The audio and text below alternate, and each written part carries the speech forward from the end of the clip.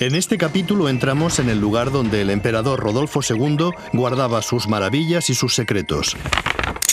Obras de arte, joyas, animales y, por supuesto, libros. Un objeto que ha hecho el demonio, por ejemplo, ¿no? Eso sí que tiene su... Entramos en el lugar donde estuvo el manuscrito Voynich antes de llamarse Voynich. Ser Podcast y Podium presentan El Puzzle Voynich, un podcast de Tony Martínez y Roberto García.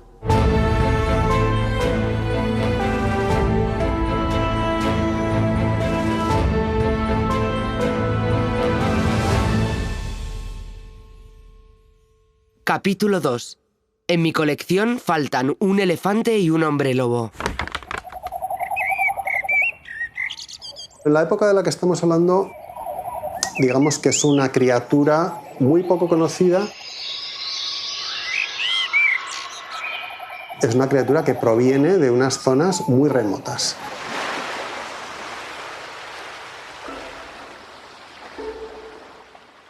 Son las que en la época se llamaban las islas de la especiería, es donde crecen las especias.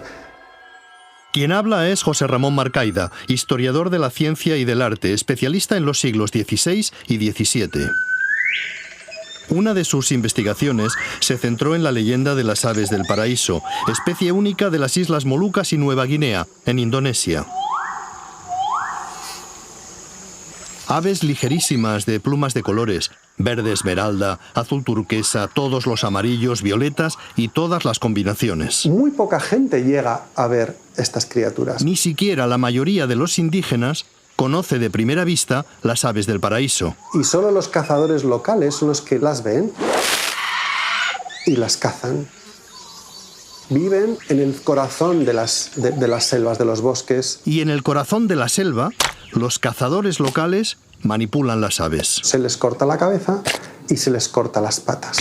Las aves del paraíso llegan a Europa disecadas. Estas aves llegan sin patas y eso da pie a la leyenda de que son aves que permanecen en permanente vuelo. Son aves puras, son aves, digamos, que no tienen contacto con la tierra excepto para morir. Estas aves de los dioses se convierten en objeto de colección. Rodolfo, por ejemplo, colecciona muchísimas aves del paraíso. Tiene contactos en todos los mercados y cuando llegan comerciantes con aves del paraíso es el que las compra.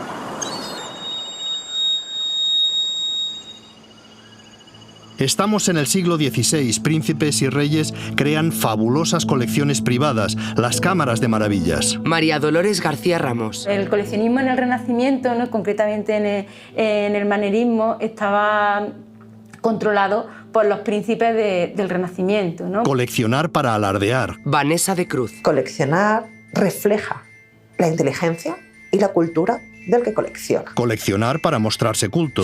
El príncipe debe mostrarse como un ser culto. Coleccionar para demostrar poderío militar.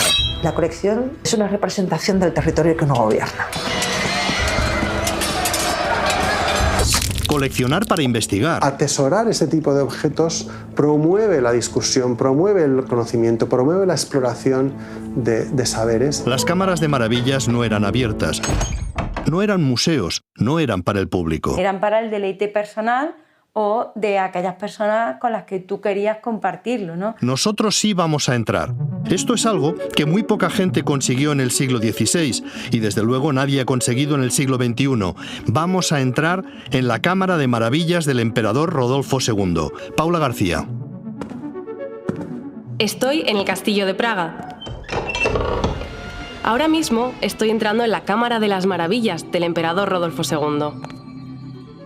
Es una enorme estancia abovedada. Sabemos que en total son 4 estancias, y lo que veo es un espacio abarrotado de objetos, aparentemente sin orden.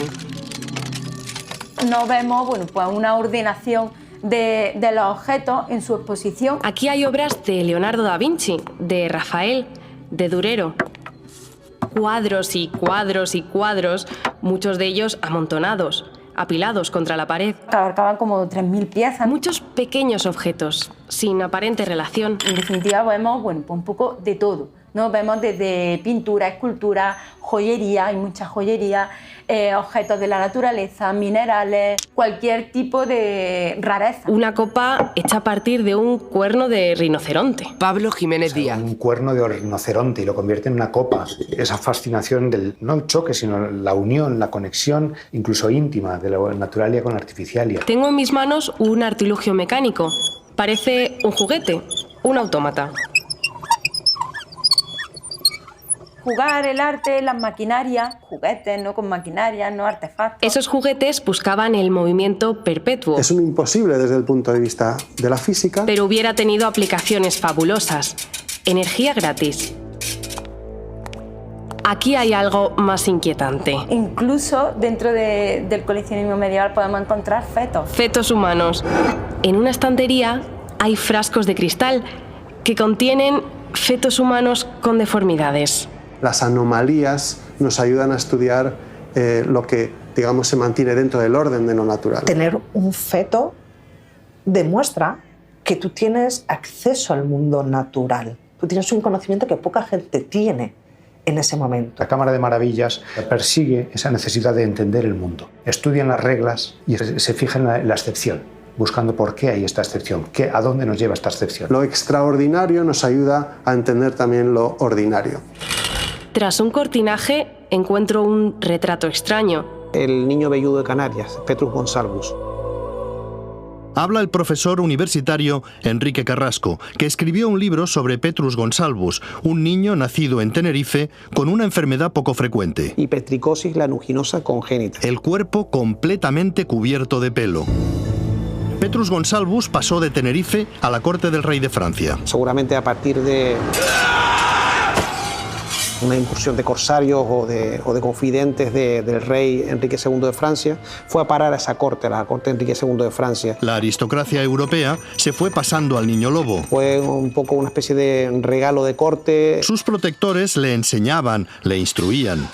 Le enseñaron las artes liberales, ¿no? Que son varias asignaturas básicas, ¿no? Le enseñaron esgrima. Le dieron un empleo. Y le dieron un pequeño oficio, un oficio muy sencillo en la corte, que era ayudante de panadero real.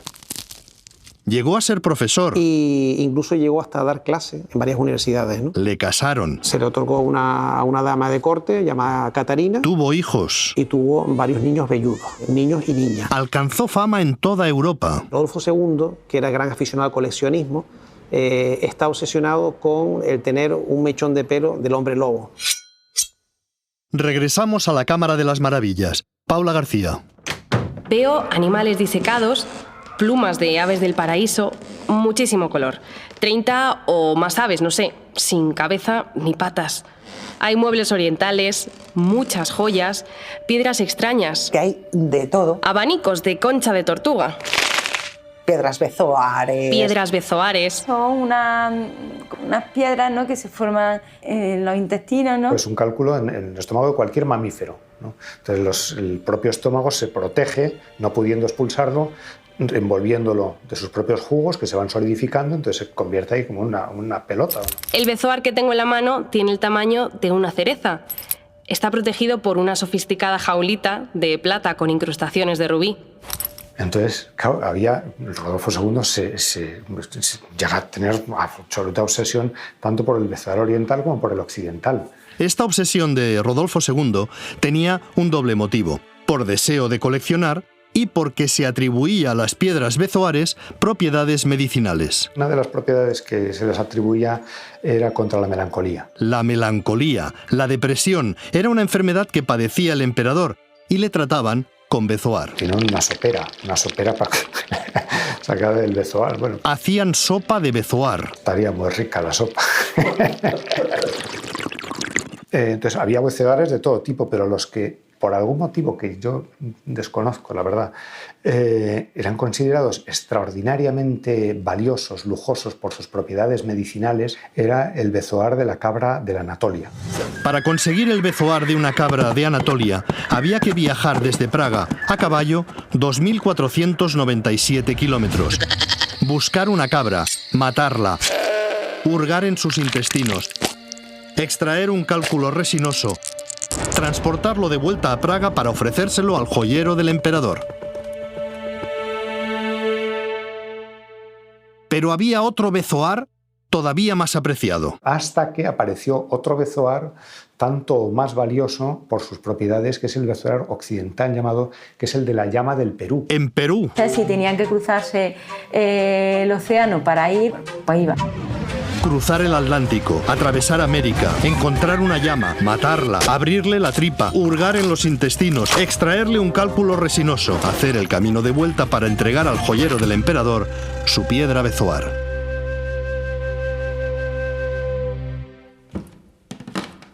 Ahora estoy frente a un libro enorme. El Codex Gigas pesa casi 80 kilos. Codex Gigas. Es un libro de 1 metro. Se cree que es el códice más grande del mundo. Encuadernado en cuero, pergamino de piel de becerro. Las páginas son pesadísimas. O sea, es un códice del siglo XIII absolutamente loco. Y algo muy llamativo. Una figura sonriente, de cara verde, cuernos, garras. Muy famoso por la representación de Lucifer. Decía la tradición que lo había escrito el diablo. Era uno de los libros más buscados del mundo en su momento. El emperador Rodolfo lo obtuvo de manera heterodoxa. Lo robó directamente. ¿Cómo iba a resistir Rodolfo la tentación de poseer un libro así? El objeto extraño en sí mismo. Un objeto que ha hecho el demonio, por ejemplo. No, eso sí que tiene su... Rodolfo buscaba ejemplares únicos, libros raros, libros difíciles de conseguir. ¿Puede estar aquí, entre tantos objetos extraños, el códice misterioso que en el siglo XX descubrirá Michael Voynich? Puede que esté entre joyas, aves del paraíso, juguetes mecánicos, lingotes de oro, cálculos intestinales de llamas del Perú, abanicos de concha de tortuga y centenares de libros raros. Tal vez el emperador Rodolfo lo adquirió como parte de un lote. Si está aquí, y es muy probable que esté, es imposible encontrarlo.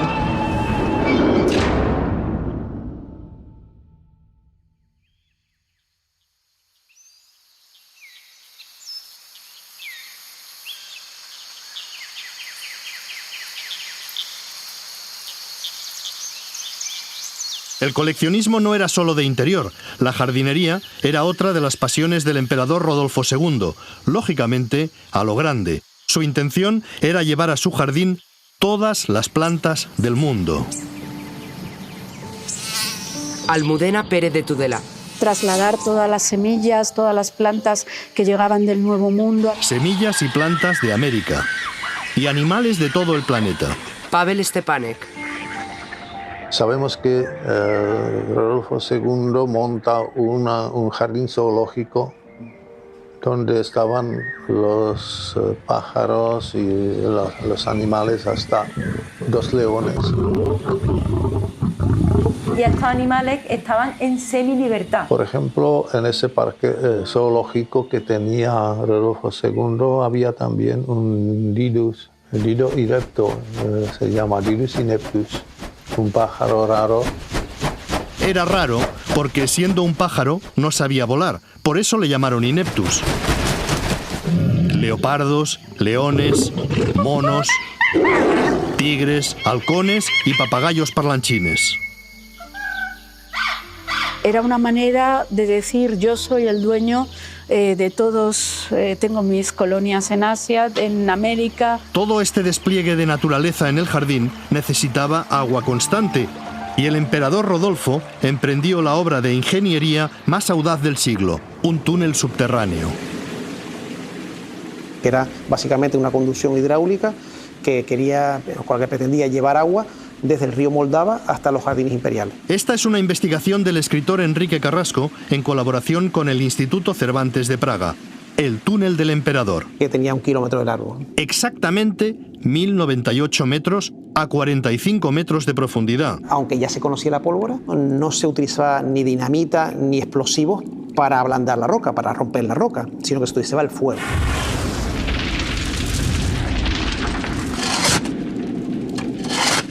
Se cava la tierra, se hace una hoguera, se ablanda el terreno, se pica la piedra. Y poco a poco ir excavando con picos. Se va ablandando por zonas y entonces, bueno, pues la piedra al final de la combustión acaba rompiendo, ¿no? Tardó 10 años en construirse, desde 1583 a 1593. Y entonces se decía que los gases dañinos del interior de estas excavaciones, de las minas, eran demonios, los demonios de la mina que se llamaban, ¿no? Por eso el propio túnel tiene 5 espiráculos o 5 chimeneas. Una fabulosa obra de ingeniería para llevar agua a los animales salvajes que tenía libres en el jardín, entre los que, para desgracia del emperador, faltó el más querido. Rodolfo II pedía a su tío que le enviase un elefante. Pavel Marek. Felipe II, como rey de Portugal, tenía acceso directo a los elefantes. Y estos elefantes llegaban normalmente a Lisboa. Nunca recibió un animal de este tipo de su tío Felipe II. Ni elefante, ni rinoceronte. Ni siquiera un rinoceronte. Ni nada de ese tipo. Bueno, algunos animales pequeños sí. Solo animales pequeños, como leopardos y leones. La obsesión por el elefante escondía en realidad una disputa política, porque el elefante era un símbolo de poder para los Habsburgo, el máximo símbolo de poder. Rodolfo II creía que como emperador debería ocupar la posición principal en la dinastía. Le correspondía la posición principal y por lo tanto le correspondía un elefante.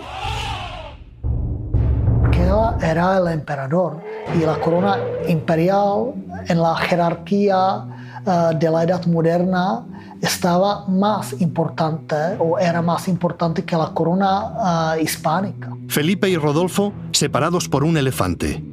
Rodolfo y Felipe tan distintos y tan iguales. Mecenas y coleccionistas. Una de las aficiones que compartieron fue la alquimia.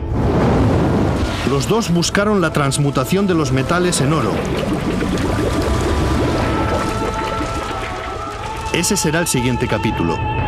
Durante mucho tiempo se pensó que el manuscrito Voynich había sido un timo de 2 alquimistas.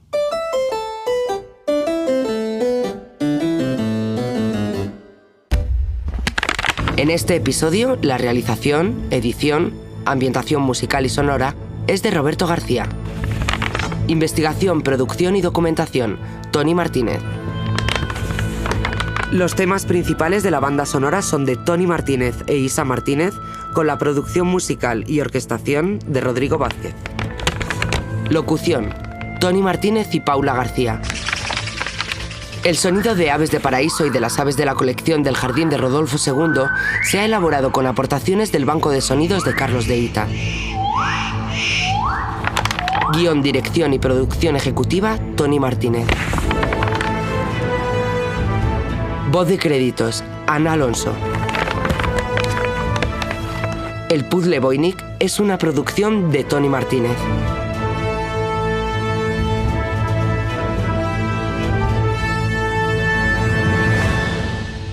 Gracias por escucharnos. Para finalizar, este es un agradecimiento a todas las personas que han tenido la amabilidad y la generosidad de participar en este capítulo. José Ramón Marcaida, historiador de la ciencia y del arte. María Dolores García Ramos, profesora de Historia del Arte en la Universidad de Córdoba. Vanessa de Cruz, doctora en Historia Moderna. Pablo Jiménez Díaz, doctor en Historia del Arte por la Universidad Carolina de Praga. Enrique Carrasco, escritor y profesor de Comunicación Audiovisual en la Universidad Europea de Canarias. Pavel Marek, director del Departamento de Historia de la Universidad de Pardubice. Almudena Pérez de Tudela, doctora en Historia Moderna. Pavel Stepanek, doctor en Historia del Arte por la Universidad Carolina de Praga. Muchas gracias por su participación.